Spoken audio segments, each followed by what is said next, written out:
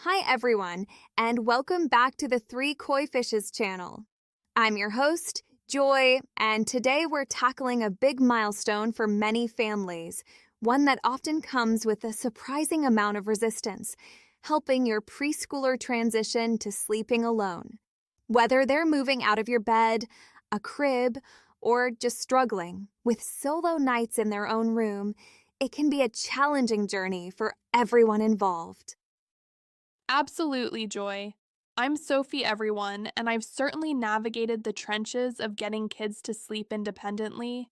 It requires patience, consistency, and a good plan, but the payoff for everyone's sleep and sanity is immense. When you get it right, it truly changes the dynamic of the whole family. And I'm Jocelyn. My little one, Leo, is still a baby, but I'm already thinking ahead. I want to build good sleep habits early, and I'm eager to learn how to avoid those bedtime battles and nighttime visits I hear so much about from other parents.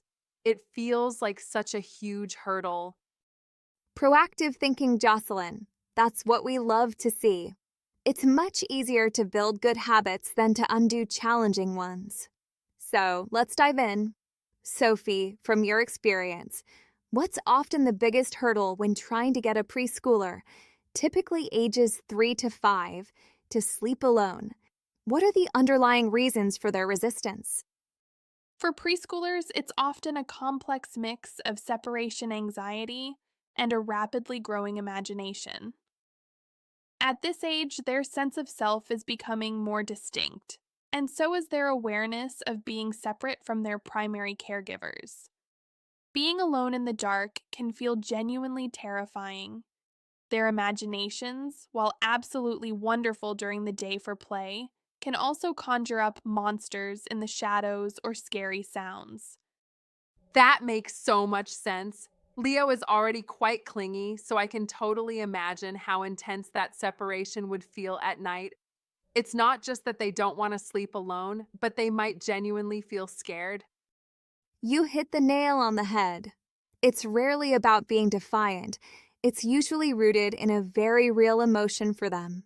Beyond separation anxiety and vivid imaginations, what are some of the other common culprits that contribute to these sleep struggles, and what signs might parents see that indicate their child is having trouble? We often see things like developmental leaps.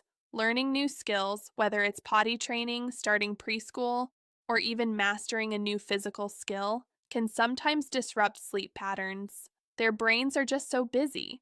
Also, changes in routine can be huge triggers.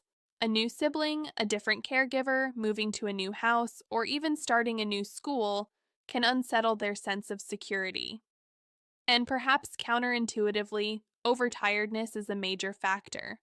An overtired preschooler struggles more to fall and stay asleep, often leading to increased fussiness or hyperactivity at bedtime.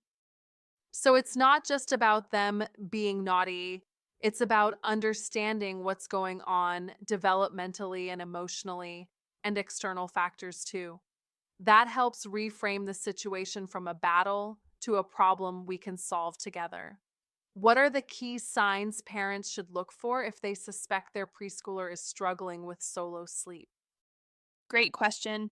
You'll typically see increased bedtime resistance, that constant one more story, one more drink, or pleas for you to stay.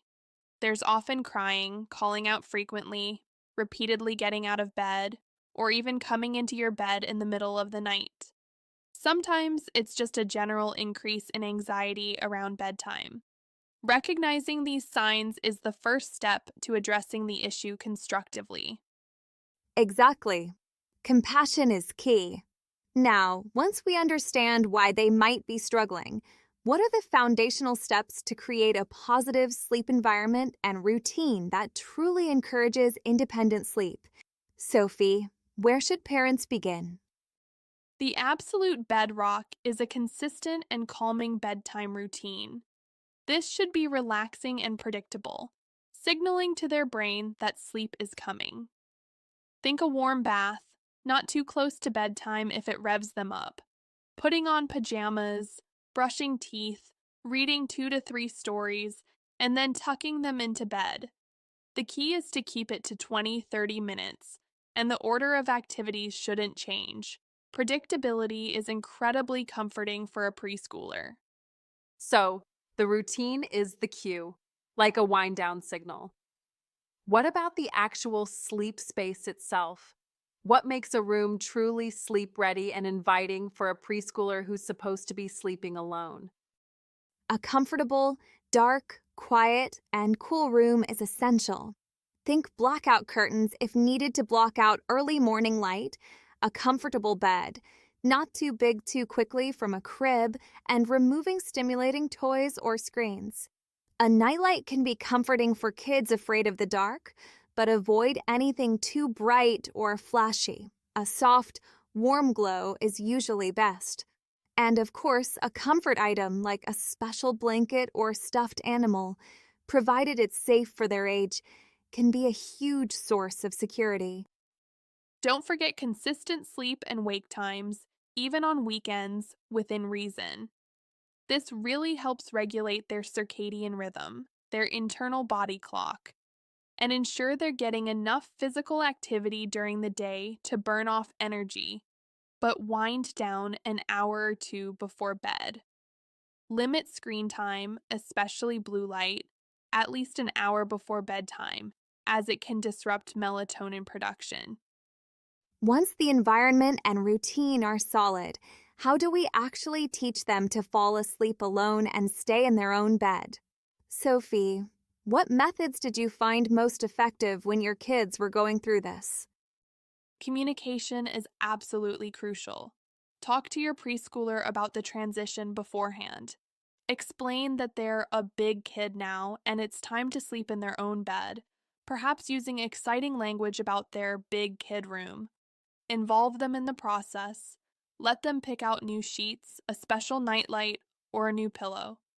This gives them agency and makes them feel part of the decision. That buy in sounds really important. But what if, despite all that, they still get out of bed or call for me repeatedly after I've left the room? That's the real challenge, isn't it? This is where consistency and gentle, firm boundaries come in. If they get out of bed, calmly and silently lead them back. Avoid lengthy conversations, scolding, or lecturing. It's an opportunity for them to learn the boundary. You can use a return to bed method. Just calmly and repeatedly put them back in bed until they stay. For those who call out, a timed check-in, Ferber style, can work. Briefly reassure them without picking them up, gradually increasing the time between checks. The goal is to let them know you're there, but that it's sleep time. Another fantastic tool for this age is a toddler okay to wake clock. This visual cue teaches them when it's okay to get out of bed in the morning. When the light turns green, they can come out. If it's still red, it's still sleepy time. Combine this with a reward chart for staying in bed all night. Stickers and small non-food rewards can be incredibly motivating for preschoolers. Seeing their progress visually reinforces the behavior. So, it's about making it a positive, empowering experience with clear guidelines, not just strict rules. And what if, after all this effort, there's a sleep regression or a setback? Setbacks are totally normal, Jocelyn. They're part of child development. Don't see them as failures. Revisit your routine, reinforce consistency, and address any new fears or changes in their lives that might be causing the disruption. Be patient with yourself and your child. This journey isn't always linear, but consistency usually pays off. It's about empowering them with skills and security in their own space, while also giving parents back those crucial nighttime hours.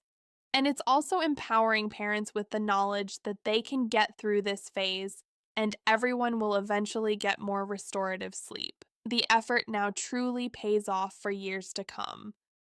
I feel so much more confident about approaching this when Leo is ready. Knowing the why behind their struggles and having these tools and strategies makes all the difference. It feels less daunting now. Absolutely. Thank you so much, Sophie and Jocelyn, for your invaluable insights today. Remember, parents, a good night's sleep for your child leads to better days for the whole family, and this is a skill you can definitely teach. And to our viewers, what strategies have you used to help your preschoolers sleep alone? Share your tips and triumphs in the comments below.